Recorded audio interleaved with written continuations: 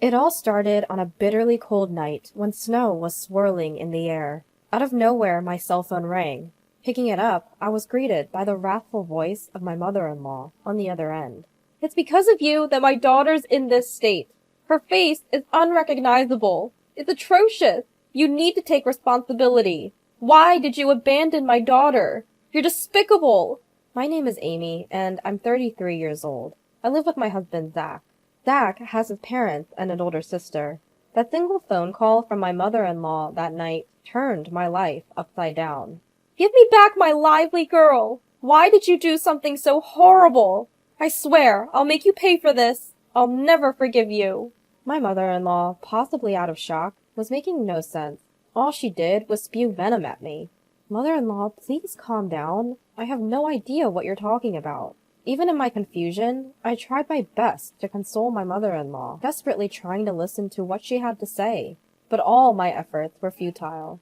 "You have no right to be calm at a time like this. It's all your fault. And yet, you have the audacity to say such things. Why didn't you help her? Why did you abandon her?"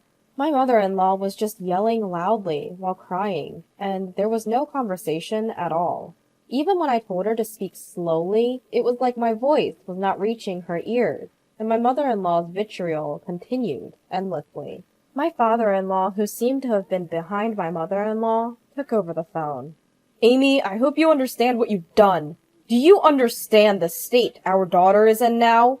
Fortunately, her life is not in danger, but she has severe injuries. Why did you let her suffer like this?"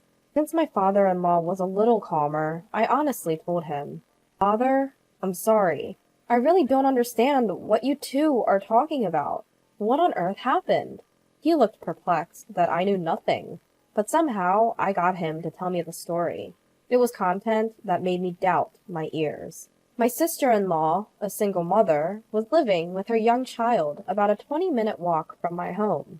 She had a young boyfriend who she had been dating for some time, and he frequently visited. I had heard from Zach that he had a quick temper and had often raised his hand to my sister-in-law. Apparently, his mood was bad last night, and my sister-in-law suffered from more violence than usual. She felt danger to their lives, so she picked up her child in a frenzy and ran out of the house into the falling snow. Without anywhere to go, my sister-in-law thought of her brother, who had lived nearby, and ran desperately, hoping to find refuge at our house. When my sister-in-law rang the doorbell, Zach, who was home at the time, answered. My sister-in-law stood outside the door, holding her child in her only clothes, her face bruised and gasping for breath. Anyone would have known at first glance that something was wrong, but Zach did not show concern for his own sister. Instead, he seemed a bit irritated and said, "If I let people in without permission, Amy will get mad. Sorry, but can you go home? She's scary when she's angry. You understand, right? Please leave," and turned her away from the door. My sister-in-law couldn't believe what her real brother had said, but she was in immediate danger and needed to hide somewhere, so she begged him in tears. "At least lend me money for a hotel." She had left in a panic and didn't have her cell phone or wallet. But Zach said something even more astonishing. "There's no way I have that kind of money. There's money in the house, but there's no way Amy would let me use it without permission. If I did something like that, she'd divorce me. Sorry, but could you try somewhere else? It's cold, so I'm going in. See you." And he closed the door, coldly sending my sister-in-law away. In utter despair, holding her young child, fearing that the two of them would freeze to death, she trudged back through the snow and reluctantly returned home, only to be met with even worse violence from her enraged boyfriend. My sister-in-law was beaten until her face was unrecognizable, and the child was kicked and lost consciousness. She tried to stop him by clinging to her boyfriend, but the violence only escalated, and her screams echoed through the neighborhood, along with the sound of breaking dishes and things being destroyed. A passerby who heard this and realized something was wrong reported it to the police. After that, my sister-in-law and her child, who had been beaten all over and collapsed, were found and immediately taken to the hospital in an ambulance. Now, although they are conscious, they are seriously injured and have been hospitalized with a prognosis of 1 month for full recovery. I got home late last night because of work, and my sister-in-law did not come after I got home. If I had been there, I would have never turned her away. If I had seen my sister-in-law in that state, I think I would have immediately judged it to be dangerous, let her in, and then called the police. I don't understand why it is believed among my in-laws that I was the one who turned her away.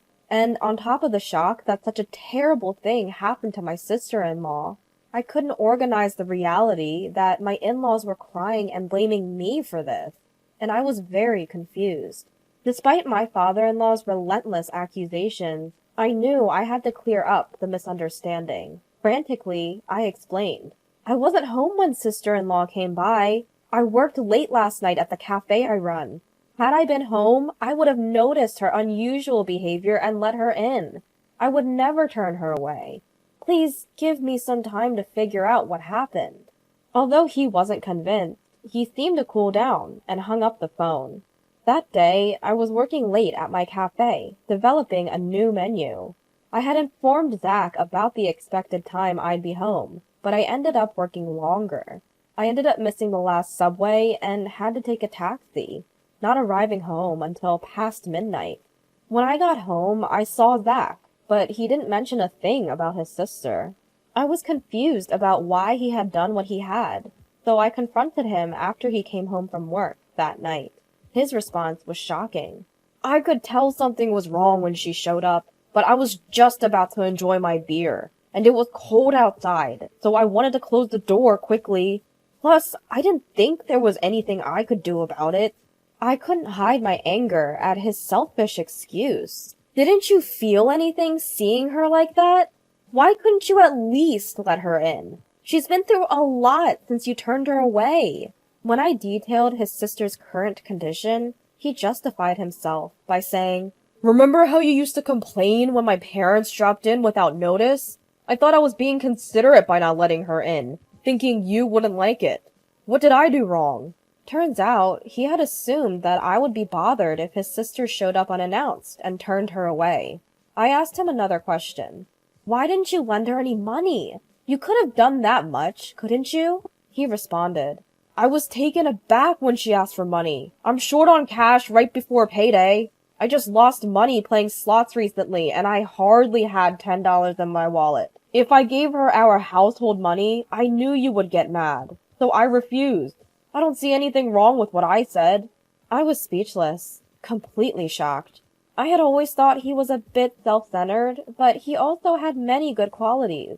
I had been giving him the benefit of the doubt, but I realized it was a terrible mistake. He was incapable of making sound decisions because he always put himself first. He had no compassion for others, not even a bit of kindness. And he was foolish enough to prioritize his drinking over his own sister's distress. But it was too late to realize this now. He didn't seem to feel guilty or responsible at all about his sister being rushed to the hospital. From my perspective, she would have ended up like this anyway, no matter where she ran off to. On the bright side, she's safe in the hospital now. We're both safe. All thanks to me, right? He was talking about it as if it was someone else's business. His heartless remarks were making me feel like I was losing my sanity, so I decided not to talk to him any longer. Holding back my anger, I reported to my father-in-law about Zach's irresponsible behavior towards his sister the previous night. Upon hearing my words, Zach's father lost his composure. In a fit of rage, he exclaimed, "There's no way my Zach would do such a thing to his own sister! You're lying! Stop making up stories, Amy! Are you trying to make Zach the worst just to escape your own guilt? If you're going to spew such nonsense, then show me some proof." He refused to listen to me at all, and again blamed me for everything. I endured his accusations while desperately trying to figure out how to prove my innocence.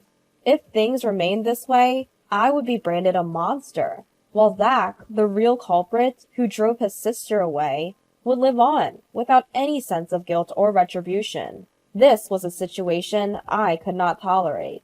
I remembered that my sister-in-law had arrived at our home around 9 p.m. that night, After much thought, I found something that could prove my innocence.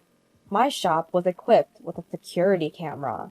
The footage clearly showed me working alone until around 11 p.m. that night.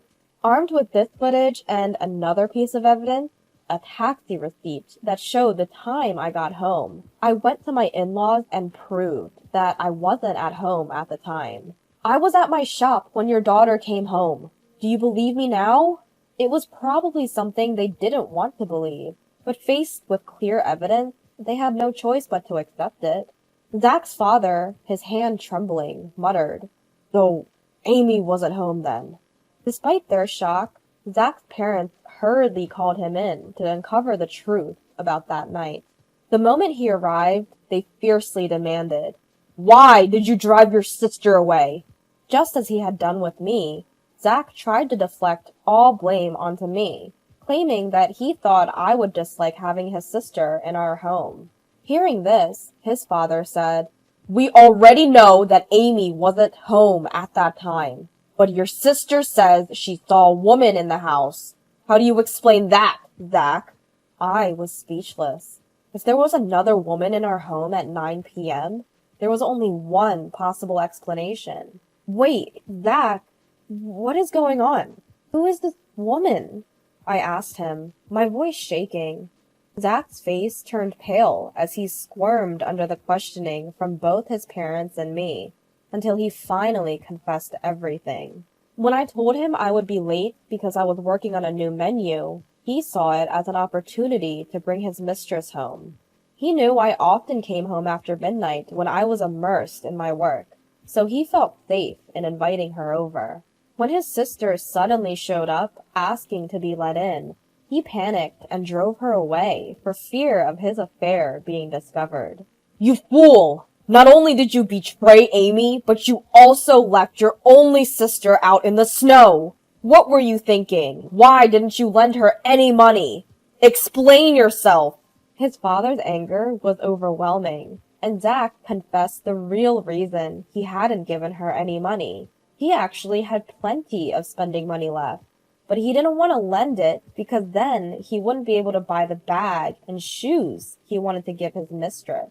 He didn't want to upset his mistress for the sake of his sister, so he wanted to get rid of her quick, which led to shutting the door on her, Zach admitted. I was furious, but Zach's parents were even more so. "Before being a brother or a husband, you lack basic human decency. It's our responsibility as parents that you grew up to be this kind of person, but we cannot tolerate this and maintain our relationship. From today, we are cutting ties with you. Don't ever show your face to us again." Zach's father disowned him. In a similar vein, I added, "I'm divorcing you. You cheated on me and put your sister's life at risk by leaving her out in the snow. I can't live with someone like you anymore." Zach was shocked at being disowned and confronted with a divorce, all at once, and started begging for forgiveness, crying, I'm sorry! I won't do it again! Please forgive me!" He clung to his father's leg, but his father simply shook him off. "What you did is the absolute worst thing in our eyes." His parents and I never forgave Zach. Apparently, he had been having an affair with the other woman for a year now. The mistress was a coworker at Zach's company, who he'd been secretly bringing to our house when I wasn't around. It was infuriating to learn I'd been betrayed behind my back for so long. Zach even tried to blame his treatment of my sister-in-law on me, which only added to my anger, so I had no second thought about divorcing him. I made Zach sign the divorce papers and immediately submitted them. Right after, I headed to a law firm, hired a lawyer, and filed for substantial damages from both Zach and his mistress. I also called Zach's boss, who had been our matchmaker at our wedding, and reported through my tears that we were getting a divorce. I told him everything about Zach's affair and his mistress. Zach's boss, a man who despised anything against human decency, had repeatedly told Zach at our wedding to never betray his wife.